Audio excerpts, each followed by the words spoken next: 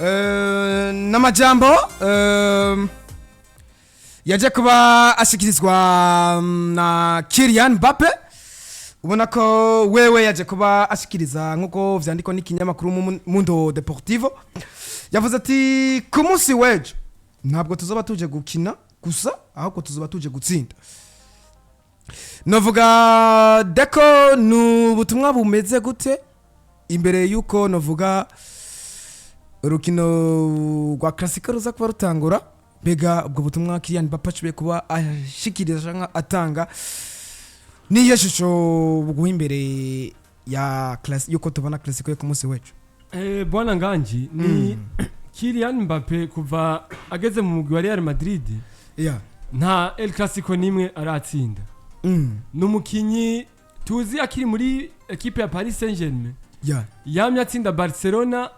igihe cyose bahuye yayeriminye igihe kinini ayikuramwo amamatch benshi bagenda baravuga ati Kylian Mbappe yakaja muri Real Madrid Barcelona azarayitsinda ibitsindo 5 bingahe ariko aragiye muri Real Madrid hageze ko uri Elclassico Barcelona iraje batsinze Elclassico zine ariko muri Elclassico zine Mbappe yagenda arigaragaza atsinda ibitsindo nk'iyi Elclassico yaheruka bahereje ko yatsinze ibitsindo 2 biza kugomborwa babatsinda match yaheze batsinda ibitsindo 4 kuri 3 rero ikintu je novuga ngaha ni Kylian Mbappe ashaka kwigarukanamo cya kizere cyo kuvuga ati turi Real Madrid twagiye gukina na Barcelona ni Kylian Mbappe natsinze Barcelona kuva nkiri muri Paris Saint-Germain n'ubu ndashaka kuyitsinda. Rero iyi match ni match tuzi iba irimo abakinyi bakomeye kandi ni match iri mu magara rendezvous ni match umukinyi wese aba yifuza gutsinda kubera Kylian Mbappe akayitsinda izo baye match ya mbere yiwe ya Elclassico atsinze ni match umukinyi muhamateka itomuhaye urumva uri muri Real Madrid nk'uyu Kylian Mbappe muri no saison amaze gutsinda ibitsindo byinshi muri La Liga ariko ahiganwa na Harry Kane na Erling Braut Haaland kuza gukina rero na Barcelona yifitiye ikizere muri we kimwereka ngo wewe uri Kylian Mbappe urashobora kugenda ugahura na equipe yariyo yose ukayitsinda igitsindo. Rero ni Kylian Mbappe aza kuvuga ayo majambo kugira nawe amumotive abakinana amotive abakunzi ba Real Madrid amotive umuntu wese akurikirana Real Madrid yo banayikunda kugira ngo baze kubaha inguvu nabo berekane ko nabo biteguye kuva hanze y'ikibuga gushika n'indani y'ikibuga kubera turabizi ko abakinyi benshi barakunda kuvuga bakavuga ati twebwe turagiye gukina n'ino equipe tugiye gukina na Barcelona ego Barcelona turayizira komeye ariko no mu turakora ibishoboka byose tubatsinda ariko Real Madrid igiye gukina Barcelona siko bimeze tugende uvuga ngo ugiye gukora ibishoboka byose ahubwo uvuga ati ndagiye gutsinda Barcelona kugira nawe hagira amateka yiyongera kuri wewe. Rero ni Kylian Mbappe nkuko nariko nabivuga agiye gukina na Barcelona afise zanguva avuga ati Barcelona mwakweze yadutsinze inkino zine Barcelona twarakinye ndi muri Paris Saint-Germain ndayitsinda ni kubera ikinanje ntogaruka ndi muri Real Madrid nkayitsinda nkerekana ivyo nakoze muri Paris Saint-Germain ko ndabishoboye muri Real Madrid kwa turazi Kylian Mbappe wo mwakweze yatanguye saison ameze nabi abantu bose bavuga ati uyu Kylian Mbappe bazanye siwo twari dushaka baduhe Mbappe twari dushaka ariko twereka ibitari ivyo ariko agenda levoliwa aragaruka kuri niveau yiwe aza kubona meilleur buteur wa La Liga iyi saison naho aje atangura saison ari wa mukinyi twese tuvuga ati Kylian Mbappe twabona muri Paris Saint-Germain niwe turiko turabona ubu ego bwana Deko uravuze ikintu ciza cyane uravuze ati ni Kylian Mbappe ku mwaka weze yatsinzwe match zine consecutif bahuye na FC Barcelona uravye n'umukinyi Kylian Mbappe hote kuva akiri mu Faransa mbere agikina no muri Monaco kubera yamye ari umukinyi agaragaza urukundo akunda umugwi wa Real Madrid ndibuka 2018 umugwi serukira igihugu Les Bleus w'Ubufaransa bahura na Argentine ya Lionel Messi bayikuramo kandi bayibabaje. Ni Kylian Mbappe ubukeba bwa Barcelona bwatanguye akiri muri Ligue 1 araza muri Paris Saint-Germain aravyerekana ahinkino zose wasanga huye na Barcelona yerimina ariko aje muri Real Madrid umwanya wo kubikora biramunanira akanya nako byiswe ngo arabikoze akabikora mu Real Madrid kabambi ndavuga ku mwaka uheze twaje tumona yigaragaza match are Barcelona itsinda ibitsindo bine Real de Madrid ku busa atsinda ama offside agera kuri 2 aho match yose yakoze oruje zigera ku 8 ibintu bitari byigere bibaho tubonane Kylian Mbappe muri roturu yitwara neza atsinda ibitsindo bitatari umwe Barcelona mugabirangira Barcelona itsinze Real Madrid ibitsindo bigira kuri 4 ndashaka kubwira ko ni Kylian Mbappe wuno mwaka nuvuga ubutumwa yatanze uravye performance actuelle ni ibintu bigaragara cyane ni Real de Madrid ihagaze neza ni equipe ihagaze neza muri La Liga ni ya mbere no muri Ligue des Champions nahisa na Barcelona Real Madrid isumbya amanota Barcelona ni Kylian Mbappe niwe meilleur buteur muri La Liga niwe meilleur buteur muri Ligue des Champions bikwereka ko iyo self confidence arayifitiye forme kuri we ndetse na equipe arayifitiye rero ashobora kubishira mu ngiro agashitsa ivyo yavuze tukabona aratangaje Barcelona nkuko ku ruhande rwiwe yamya bikora kandi nagashavu ni keshi kuko ku mwaka kuva Kylian Mbappe yakaba nk'umukinyi yabigize umwuga nta rukino barigera bahura na Lamine Yamal ngo mutsinde Spain fura aho yarahura na Lebre twarabibonye muri Ligue des Nations Spain iratsinda Lebre yibabaje tubona inkino zose zahuje Madrid na Barcelona ku mwaka uheze Espagne Real Madrid iratsinzwe na Barcelona kandi tukabona ni Lamine Yamal yigaragaza gusumbya Kylian Mbappe rero ku ruhande rwa Mbappe arafise agashavu kandi ashobora kubishyitsa Festu ego nawe ndashaka nguze ngo mbwire ngo mbega buno butumwa Kylian Mbappe aje kuba ashikiriza canke ino message aje kubatanga wewe nka Festus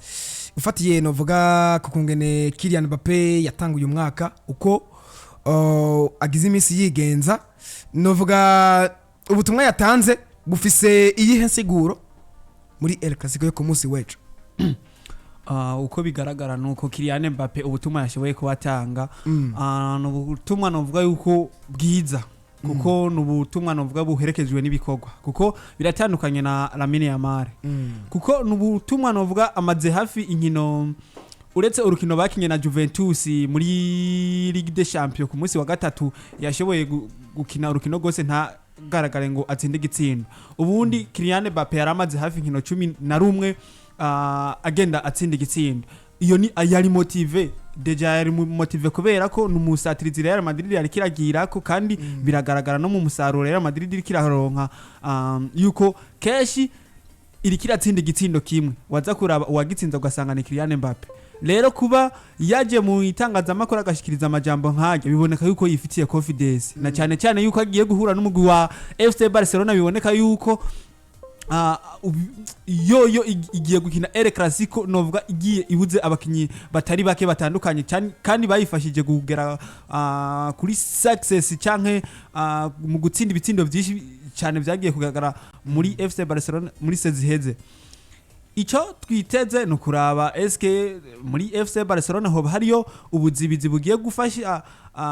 Barcelona kugira ngo bazibire ibitsindo Kylian Mbappe tubona yuko muri iyi miss anyotewe gutsinda ariko ibyo byose reka tubirindire mugabo novuga yuko Kylian Mbappe biboneka yuko yifitiye confidence yes nuko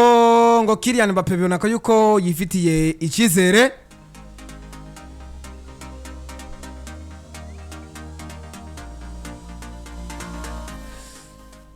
ariko ku rundi ruhande si Kylian Mbappe wenyene na mugenzi we Jude Bellingham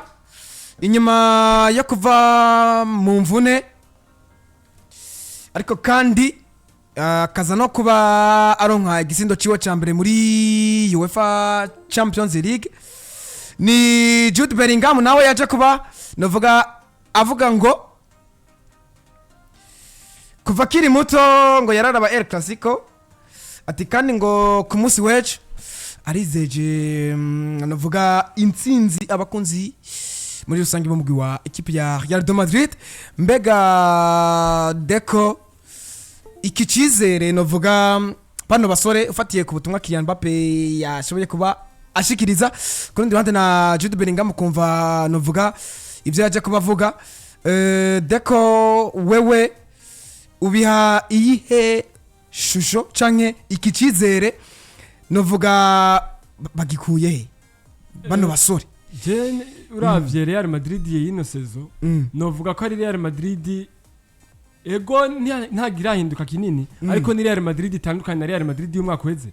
Real Madrid y'umwaka uheze kuri Carlo Ancelotti ni Real Madrid twabona equipe irakina ariko nitubona ibintu iri kirakina.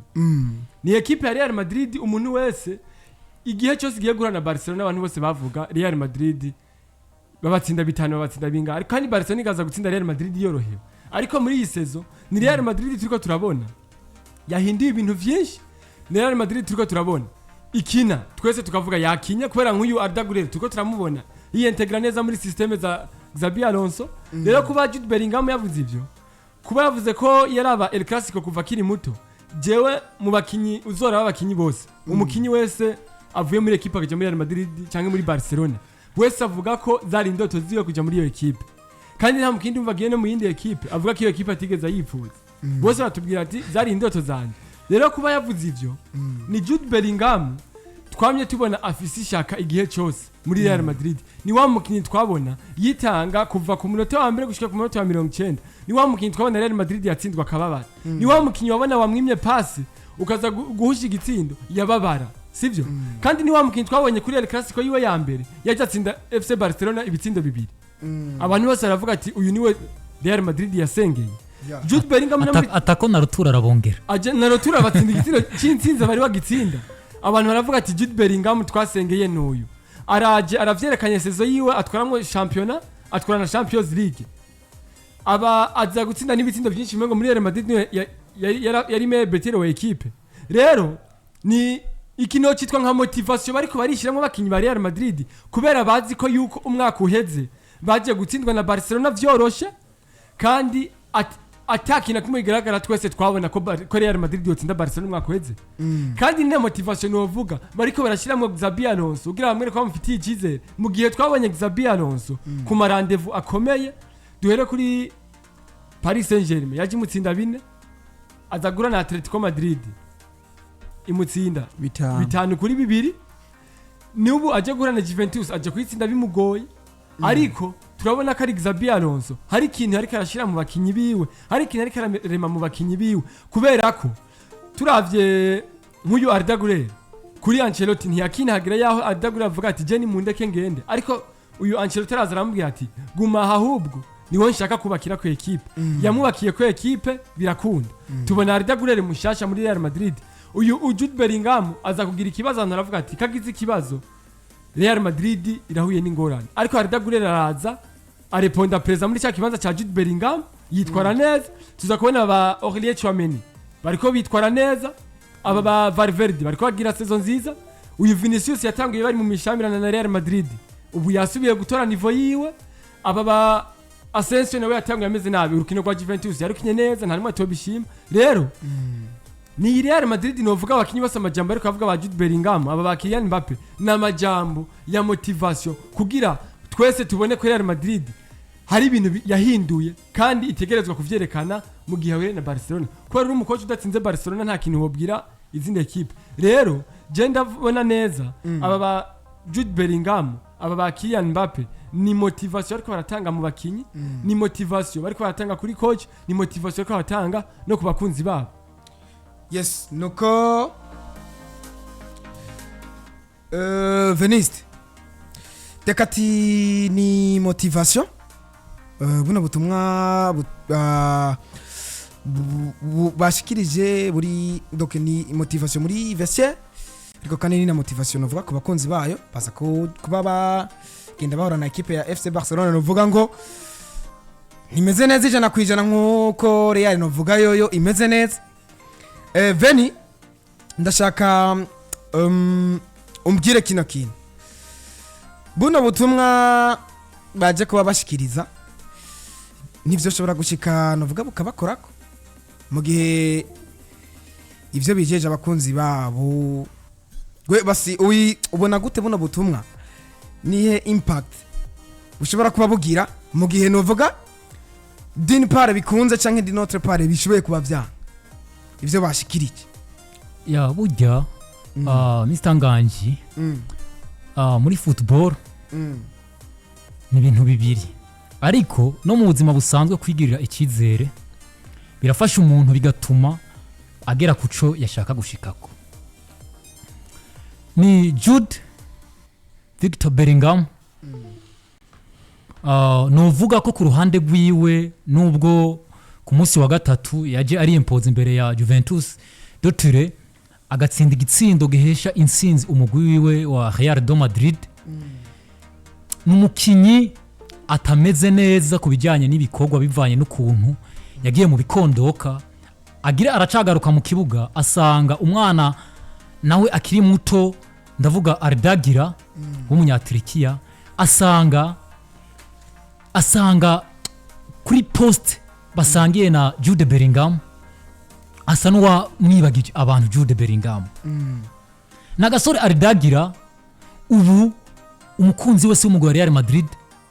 abakeneye kukabona mu kibuga uko bukeye uko bwije kamukitwara neza buri rukino ni Ardagira uzomukenera ko za pass nziza pass zimeze neza ubu niko Ardagira kufra nubwo atazitsinda zo guhererekanya niko Ardagira ama corner uko nyine niwo ka gasore ekipe yiteze ko byinshi rero inyuma y'igaruka rya Jude Bellingham twarabonye agaruka akora entraînement zitandukanye n'izabandi bakora ku munsi kugira ngo ashobore gutanga icyizere ndavuga ko mumenyereza ndetse no kuri staff ya equipe ya Real de Madrid. Jude Bellingham araza mu kibuga ashikira ku rukino bahuye na Atletico Madrid tubona coach Xabi Alonso yamwizeye amutanguje mu kibuga mugata meme na Ardagira ariko tuza kubona ni Ardagira yitwaye neza gusumbya Jude Bellingham. Ardagira yatanze pasa ya Kylian Mbappe yongera atsinda n'igitsindo c'est-à-dire ko ibyo bitsindo byose Real de Madrid yatsinze Ardagira no yarafise mu ruharo tubona Jude Bellingham ntiyahagaritse yagumanye ibikorwa byinshi kuri we tubona Xabi Alonso araje aguma mugirira icizere mugariko nico cizere nubwo yakimugirira na Ardagira meme ikizere rakimugirira ivaye na bya bikorwa yerekana ariko na Ardagira nubwo afise byinshi amaze gukora muri Real de Madrid ndavuga uno mwaka habe mu mapasi no mu bitsindo nizina Ardagira atahurisa niga Jude Bellingham kuko Jude Bellingham nta gikombe adafise muri Real de Madrid. Jude Bellingham niwo mukinya kiri muto nawe ku myaka yo 21 hagati mwabo babiri bategerezwa guhangana bagahanganira ikibanza bibaye ngombwa Xabi Alonso bose tukabona rikara bakoreshereza rimwe ariko Xabi Alonso yaravuze yuko uyu Ardagira ikibanza cyo yamaze kugifata ahubwo agira ronderera ikibanza Jude Bellingham Jude Bellingham nukuvuga ko Jude Bellingham dusanzwe tuzi ko nimero de formation ari nimero 8 cyane ariko muri Real de Madrid yakinishijwe nka nimero 10 ariko Girer yamushize ku nimero 8 twabonye atabyisha atanzga nko ku nimero 10 rero ndashaka kubwira ko ni Jude Bellingham muri we yifitiye icyizere kandi ategerezwa kubikora hasi no hejuru kugira ngo ku munsi w'ejo kuri Elclassico yigaragaze yemeze coach Xabi Alonso kuko Ardagira nubwo ari kwemeza Real de Madrid ndavuga umumenyereza wabo na staff ndetse n'abakunzi ba Real de Madrid navyo arakora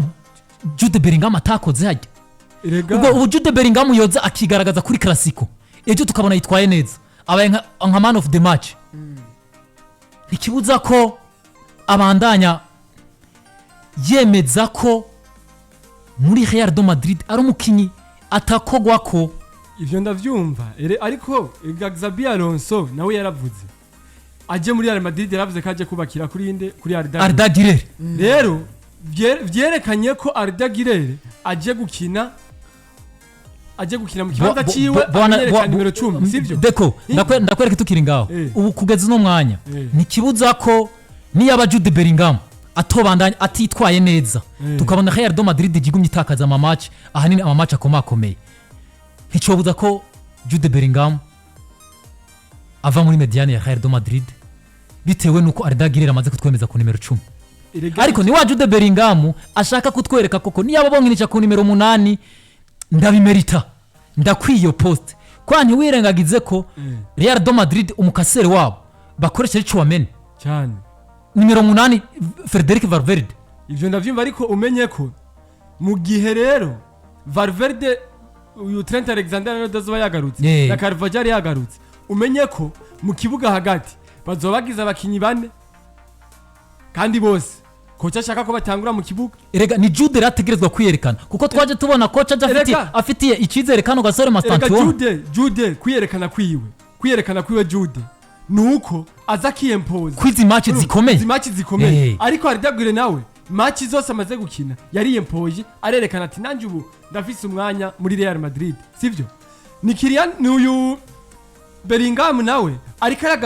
agaruka araba ko yogaruka muri za forme ziwe yashitse arimo muri Real Madrid ko ragishika muri Real Madrid bamukinisha nk'umufonef bakina 4-4-2 rero kuri ubwo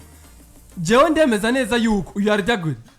ariko arava mu kibuga cya Real Madrid ahubwo ni Xabi Alonso azotuma afata riske akine 4-4-2 hagati bakina ari bane Arda Güler akina nk'umukinya akinira ku ruhande ariko yinjiramwe hagati kwa twarabibonye muri Coupe du Monde de Club yamukinisha uruhande ariko akaba mukinya kinira cyane hagati hama hakataka Vinicius hamwe na Kylian Mbappe mu gihe razo bashaka gukinisha naho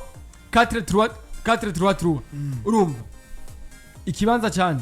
akagumizamwe Mastantuo nkuko amwizeye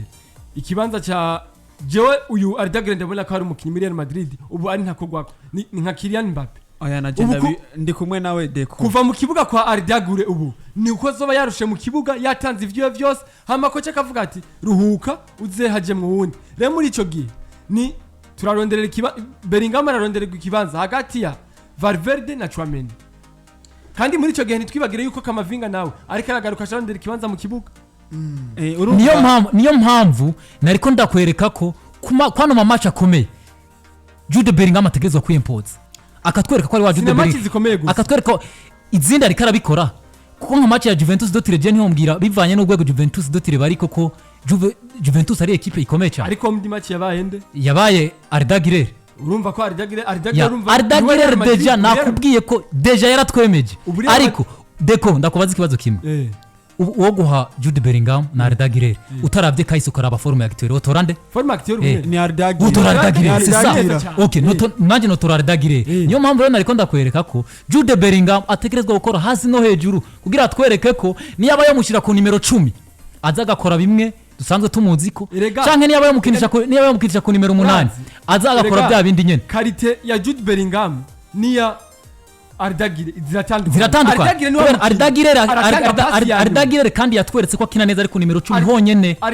ntuzomumbwire ku nimero 7 nimero 10 Arda Güler nimero 10 aratanga pasi ya nyuma kandi nimero 10 ni cyabaza pasi ya nyuma ni bitsindo sivyo Jude Bellingham ni wa mukinyi tuzi akina box to box egera akina nimero 8 ariko turamuzi atera ni pressing cyane sivyo akandi arazibira cyane Jude Bellingham twese twavyemera ndamubona mu kibuga Jude Bellingham ibibanza bitatu ashobora kubikina neza mu gihe umukinyi nka Arda Güler afise quality yuko ashobora gutsinda igitsindo sivyo agatanga na pasi ya nyuma kandi akaba ari karabiprova avyereka coach sinumva ko Arda Güler yoza kwicara ku ntebe ngo bahizemo Jude Bellingham mu gihe Arda Güler tukibona akiri muri forme ziwe ahubwo Bellingham baramurondera ikibanza handi nimero 8 canke coach yemera ko bakina ari bane Vinicius hamwe na Kylian Mbappe bataka ari babiri hama tubone mediane imeze neza mediane ya Chouameni Valverde Bellingham na Arda Güler c'est ça mu gihe byategerezwa kubikorera Jude Bellingham erega bwana deko wana utantawe sahandi ni Jude Bellingham yasanze mediane ya Real Madrid atakira hafi imeze neza dasoka rero utegerezwa kwerekana koko uri wa Jude Bellingham tuzi uraje wasanze mediane imeze neza wa mukinya usubiye mu kibanza cyo Arda Güler niwe mutima wa equipe mwico gihe bisaba kukora kugira ngo wemeze umumenyereza rero squad ategerezwa kuguhigira ikibanza Erega. muri babandi kubera Ardagirere naho uraba imyaka ugakompara na Jude Bellingham basa n'abangana ariko umenye ko Bellingham igihe ariko aragaruka yaramubwiye Xabi Alonso yaravuze ati Bellingham ntegerezwa kugira iki ategerezwa kumurondera ikibanza ariko ntibibagire ko yavuze ati jewe ariko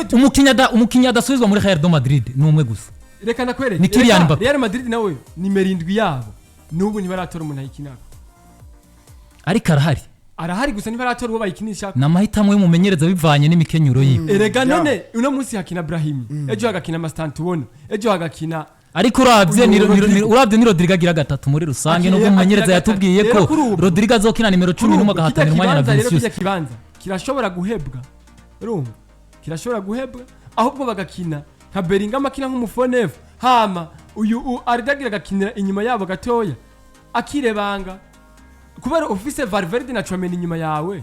uzi ko bategerezwa kwataka batanga vyose uri nka Bellingham hamwe na Ardagire nticokubuze ko mukinira imbere gose namwe ivyo vyose biravana n'umumenyereza kuko burya uravye ni Xabi Alonso afise umunimero 7 kandi ayimerita kandi anayishoboye ndavuga Rodrigo Goes muga bitewe nuko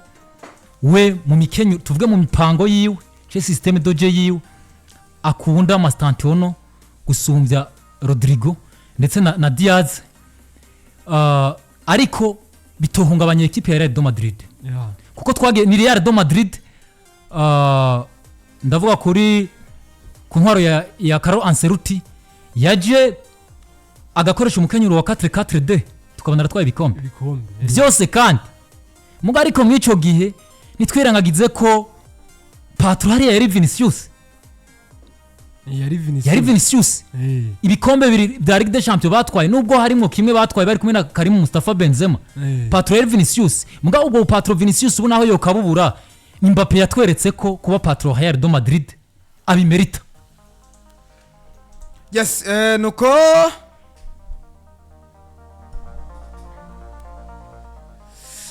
festu nawe ndashaka ngo umbwire inyuma yo buno butumwa bano basore baje kuba bashikiriza ndashaka ngo wewe nka Festus buno butumwa ngo babwishimikije ndavuga bano basore bo babishimikije iki kugira ngo bashikirize buno butumwa nk'ubu ubutumwa novuga ko ahanini ku mpande zose bushimikiye novuga ko ekipe yabo ya Real Madrid itegerezwa gusinda ku munsi wejo novuga nuko arabambere kuri classement canke bimeze gute muri rusange ikintu cya mbere novuga nuko d'abord tumande turabe urukino mbere rugiye kuva ruvuze iki rugeze umugwi wa Real Madrid usumvye amanota 2 umugwi wa FC Barcelona kuri classement nurukino kandi bagiye gukinira muhira Santiago Bernabeu inyuma yaho ugwahabereye mu mwaka uheze bagiye kuba bahatsindirwa ibitsindo 4 kubusa bivuze nimba Real Madrid heruka kwakira FC Barcelona mu mwaka uheze hama bagatsindirwa aho ibitsindo 4 nta jambo uyu munsi bafise byo kubwira abafana mu gihe batotsinda uru rukino nico gituma batangura kwiremera confidence hakiri kare kugira ngo n'imiburi batangura kwerekana icizere ava yuko urukino barushukamo nyezina tugiye kubiraba nurukino kandi rushitse bo bafise avantage gusumba umugwi FC Barcelona kuko bobo bagiye novuga umugwi wa Real Madrid ugiye gukina uruno rukino nabari mu mvune beshi bamaze kugaruka kuko turabe Camavinga yagarutse Trent ashobora gukina nubwo atotangura mugabo biraboneka yuko wazoba yagarutse kuri squad imbere bo barakwiye ni Vinicius yatanguye season ovuga atavyitwaramwo neza muga ubona yuko hariho n'inkino zimwe yagiye aricare kwa gatebe muga muri iyi misi yo ubona yuko yaratangwe kugarura forme bivaye labano ku munsi wa gatatu muri Ligue des Champions igitsindo Jude Bellingham yashoboye kugenda tsinda ni umupira wari ugiye wagaruwe n'ipoto muga warutewe na Vinicius bivuze ni forme nziza ziriko ziragaruka kuri Vinicius cyo turaba Kylian Mbappe ni umukinyi atari karahagarikwa n'aba defenseur bobo bariko bagomba guprofita FC Barcelona bahereye mu majambo ava match gushika yaho baza kwinjira muri match neza na neza bagifise iyo confidence baze kugaragaza FC Barcelona batangure bayicekane na cyane cyane yuko yoyo isanzwe ifise ibihengeri vyinshi kuko abakinyi anovuga nka Rafinha abakinyi nka Lewandowski abakinyi nka Ferran Torres ego Ferran Torres we arahari mugabo si Ferran Torres wo mwaka uheze yaza agasubirira Lewandowski hama tukabona ariko aratsinda kuko twibukanye Classico iheruka y'ibitsindo 3-2 muri finale ya Copa del Rey ni igitsindo cya kabiri cyagiye kugaruka na FC Barcelona ndetse kibatwara no muri prolongation cyagiye kwa gitsindwa n'umukinyi Ferran Torres twavuga yuko Ferran Torres mwaka uheze yajyamwo abafana ba FC Barcelona batamufitiye ikizere mugabo akaza gakora ivyo vyananiye Lewandowski ubu Lewandowski ntari karagaragara kuko biboneka yuko ari arabangamirwa cyane n'imvune mugabo Ferran Torres umwe novuga abahanzi ijisho niwe rero uyu munsi bitariko birakunda rero kuri Real Madrid uzi neza yuko ugiye gukina na FC Barcelona ifise abakinyi beshi bari mu mvune ikagira n'umumenyereza wayo atazoba hari utegerezwa kumanza kwica bajya abantu bahari bajya basigaye muri squad ugatangura kubica mu mitwe kugira ngo haze kugera yuko mu kibuga vyitwa yuko wamaze guheza match hasigaye yuko uexpose hama ibintu ukaraba yuko utahukana amanota 3 na cyane cyane yuko tubona yuko azo ari advantage bashobora kuzoca nibatsindiye match uyu munsi basomza FC Barcelona ku mwanya wa kabiri amanota 2 nibatsindiye match barashobora kuba bashize mu kinyuranyo cy'amanota 5 amanota 5 naho muri La Liga waramaze gukina na Atletico Madrid bigaragara yuko sezo n'imiburi cyanke igice cya sezo gishobora kuzoca kirangira bakiri imbere yes nuko inyuma yo guca ku majambo yavuzwe na bamwe mu bakinyi ba Real Madrid mu nkundire basore